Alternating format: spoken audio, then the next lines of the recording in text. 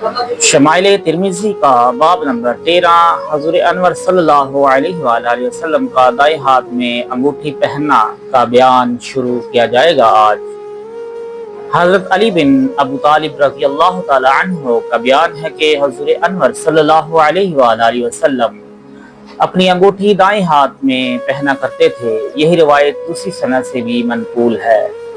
حضرت حماد بن سلمہ کا بیان ہے کہ میں نے حضرت ابن ابی رافع رضی اللہ تعالی عنہ کو دیکھا کہ وہ اپنے دائیں ہاتھ میں انگوٹھی پہنتے ہیں۔ میں نے ان سے اس بارے میں دریافت کیا تو انہوں نے جواب دیا، میں نے حضرت عبداللہ بن جعفر رضی اللہ تعالی عنہ کو دیکھا ہے، وہ اپنے دائیں ہاتھ میں انگوٹھی پہنتے تھے۔ اور حضرت عبداللہ بن جعفر رضی اللہ تعالی عنہ نے بیان کیا کہ آپ صلی اللہ علیہ وآلہ وسلم بھی اپنے دائیں ہاتھ میں انگوٹھی پہنا کرتے تھے۔ حضرت عبداللہ بن جعفر رضی اللہ تعالی عنہ کا بیان ہے کہ حضور اقدس صلی اللہ علیہ وآلہ وسلم اپنے دائیں ہاتھ میں انگوٹھی پہنا کرتے تھے۔ حضرت جابر بن عبداللہ رضی اللہ تعالی عنہما کا بیان ہے کہ نبی کریم صلی اللہ علیہ وآلہ وسلم اپنے دائیں ہاتھ میں انگوٹھی پہنا کرتے تھے۔ حضرت ابو سلط بن عبداللہ رضی اللہ تعالی عنہ کا بیان ہے کہ حضرت عبداللہ بن عباس رضی اللہ تعالی عنہما اپنے دائیں ہاتھ میں انگوٹھی پہنا کرتے، اور میرا خیال ہے کہ انہوں نے یہ بات بیان کی ہے کہ آپ صلی اللہ علیہ وآلہ وسلم بھی اپنے دائیں ہاتھ میں انگوٹھی پہنا کرتے تھے۔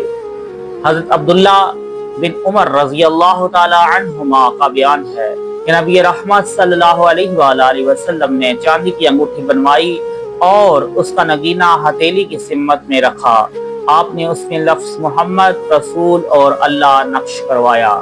آپ نے اس بات سے منع کیا کہ کوئی شخص اس کے مطابق نقش کروائے، یہ وہی انگوٹھی ہے جو معقیب نامی شخص سے عریض کنویں میں گر گئی تھی۔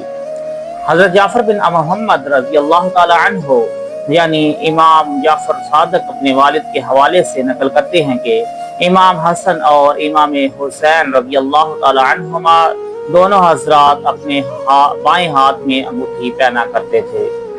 حضرت انس بن مالک رضی اللہ تعالی عنہ کا بیان ہے کہ نبی رحمت صلی اللہ علیہ وآلہ وسلم اپنے دائیں ہاتھ میں انگوٹھی پہنا کرتے تھے۔ حضرت امام ترمذی رحمۃ اللہ تعالی علیہ نے فرمایا، یہ حدیث غریب ہے، اسی ایک سند کے حوالے سے منقول ہے۔ حضرت قتادہ رضی اللہ تعالی عنہ نے یہ روایت نقل کی ہے کہ حضرت انس رضی اللہ تعالی عنہ بیان کرتے ہیں کہ نبی رحمت صلی اللہ علیہ وآلہ وسلم بائیں ہاتھ میں انگوٹھی پہنتے تھے۔ حضرت امام ترمذی رحمۃ اللہ تعالی علیہ نے کہا، یہ حدیث مستند نہیں ہے۔ حضرت عبداللہ بن عمر رضی اللہ تعالی عنہما کا بیان ہے کہ نبی کریم صلی اللہ علیہ وآلہ وسلم نے سونے کی انگوٹھی بنوائی، آپ نے اسے بائیں ہاتھ میں پہننا شروع کیا۔ لوگوں نے بھی سونے کی انگوٹھیاں بنوا لی تو آپ صلی اللہ علیہ وآلہ وسلم نے اس انگوٹھی کو اتار دیا اور فرمایا، اب میں اسے کبھی نہیں پہنوں گا، تو لوگوں نے بھی اپنی انگوٹھیوں کو اتار دیا تھا۔ حضرت علامہ محمد یاسین قصوری ان احادیث مبارکہ کی شرح میں فرماتے ہیں، حضور اقدس صلی اللہ علیہ وآلہ وسلم نے ایک انگوٹھی خود تیار کروائی تھی جس پر محمد رسول اللہ کی عبارت کنندہ تھی، اور یہ پہننا نہیں کرتے تھے بلکہ صرف مکتوبات پر بطور مہر استعمال کرتے تھے۔ ایک مہر خدام کی طرف سے آپ صلی اللہ علیہ وآلہ وسلم کی خدمت میں پیش کی گئی تھی جو آپ پہننے کے لیے استعمال کرتے تھے۔ احادیث مبارکہ اور فقہاء کی تصریحات کی روشنی میں انگوٹھی کے احکامات درج ذیل ہیں۔ انگوٹھی کا استعمال سنت، مرد حضرات کا چاندی کی انگوٹھی تیار کرانا اور اس کا پہننا مسنون ہے۔ حضرت انس رضی اللہ تعالی عنہ کا بیان ہے کہ حضور اقدس صلی اللہ علیہ وآلہ وسلم نے ایک انگوٹھی تیار کروائی تھی جس پر نقش بھی بنوایا تھا۔ یہ انگوٹھی صلح حدیبیہ کے بعد بنوائی گئی تھی جو آپ بطور مہر استعمال کرتے تھے۔ چاندی کی انگوٹھی بنوانا مرد حضرات کے لیے چاندی کے علاوہ کسی بھی دھات کی انگوٹھی تیار کرانا اور پہننا جائز نہیں ہے۔ حضرت انس رضی اللہ تعالی عنہ کا بیان ہے کہ حضرت انور صلی اللہ علیہ وآلہ وسلم کی انگوٹھی چاندی کی تھی۔ اور اس کا نگینہ بھی چاندی کا تھا۔ ایک روایت میں ہے کہ انگوٹھی کا نگینہ حبشی تھا۔ حبشی ہونے کے متعدد مفاہیم ہیں۔ نگینہ حبشی پتھر کا ہو جو یمن سے منگوایا جاتا تھا، نگینہ تیار کرنے والا حبشی ہو، نگینہ عقیق پتھر کا ہو جو سیاہ رنگ کا تھا۔ انگوٹھی پہننے کا حکم۔ جوتے کی طرح انگوٹھی پہننے کی بھی تاکید وارد ہوئی ہے۔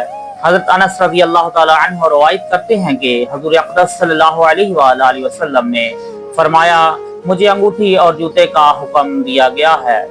یہ حکم وجوب کے لیے نہیں بلکہ استحباب پر محمول ہے۔ انگوٹھی کی تحریر۔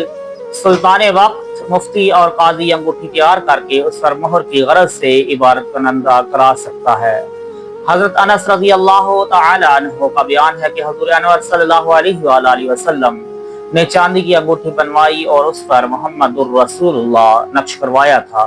آپ نے فرمایا تھا، کوئی شخص دوسرا یہ عبارت ہرگز کنندہ نہ کرائے۔ آپ صلی اللہ علیہ وآلہ وسلم کی انگوٹھی پر محمد الرسول اللہ کی عبارت 3 سطروں پر تحریر تھی۔ سب سے نیچے محمد، پھر رسول اور سب سے اوپر لفظ اللہ تحریر تھا۔ انگوٹھے بنوانے کا مقصد۔ جب سلاطین وقت کو دعوت اسلام دینے کا مرحلہ پیش آیا تو آپ صلی اللہ علیہ وآلہ وسلم نے ان کے نام دعوتی مکتوبات ارسال کرنے کا پروگرام بنایا۔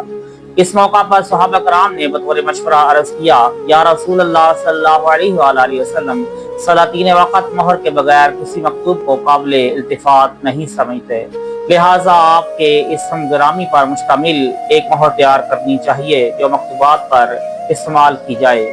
صحابہ کے مشورے کے مطابق آپ صلی اللہ علیہ وآلہ وسلم نے انگوٹھی تیار کروائی جس کے نگینہ پر مہر تھی۔ انگوٹھی پہننے کے لیے ہاتھ کا انتخاب۔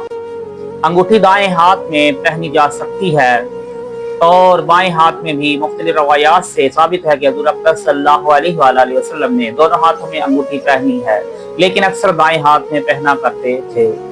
اس مسئلہ میں فقہا کے بھی 2 گروہ ہیں، ایک دائیں ہاتھ میں پہننا افضل قرار دیتا ہے اور دوسرا بائیں ہاتھ میں پہننا افضل سمجھتا ہے۔ بہرحال جائز دونوں میں ہے، مگر افضل دائیں میں پہننا ہے۔ انگوٹھے کے لیے انگلی کا انتخاب۔ دائیں ہاتھ یا بائیں ہاتھ کی چھوٹی انگلی میں انگوٹھی پہننا مسنون ہے۔ حضرت سلط بن عبداللہ رضی اللہ تعالیٰ عنہ اپنے دائیں ہاتھ کی چھوٹی انگلی میں انگوٹھی پہنا کرتے تھے۔ انہوں نے بیان کیا کہ میں نے حضرت عبداللہ بن عباس رضی اللہ تعالیٰ عنہما کو اسی انگلی میں پہنتے دیکھا تھا۔ میرے خیال کے مطابق انہوں نے فرمایا تھا، حضور انور صلی اللہ علیہ وآلہ وسلم اس انگلی میں انگوٹھی پہنا کرتے تھے۔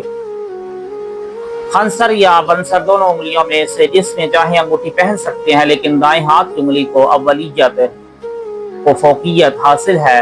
علامہ عینی رحمۃ اللہ علیہ فرماتے ہیں، خنصر کے علاوہ کسی انگلی میں انگوٹھی پہننا خلاف سنت اور مکروہ ہے۔ آخر حدیث باب سے ثابت ہوتا ہے کہ حضرت اقدس صلی اللہ علیہ وآلہ وسلم نے سونے کی انگوٹھی بنوائی اور پہنی، اور صحابہ کرام نے بھی سونے کی انگوٹھیاں بنوائی اور پہنی تھی، جبکہ شرعی طور پر مرد حضرات کے لیے سونے کی انگوٹھی بنوانا اور پہننا حرام ہے۔ ابتدائی اسلام میں سونے کا استعمال مردوں کے لیے حلال تھا۔ اسی دور میں آپ صلی اللہ علیہ وآلہ وسلم اور صحابہ کرام نے سونے کی انگوٹھیاں تیار کروائی تھیں، لیکن بعد میں سونے کا استعمال کرنا مردوں کے لیے حرام قرار دیا گیا تھا۔ یہ باب نمبر 13 تھا جو آج اختتام پذیر ہوا۔ کل نبی کریم صلی اللہ علیہ وآلہ وسلم کی تلوار مبارک کا ذکر کیا جائے گا۔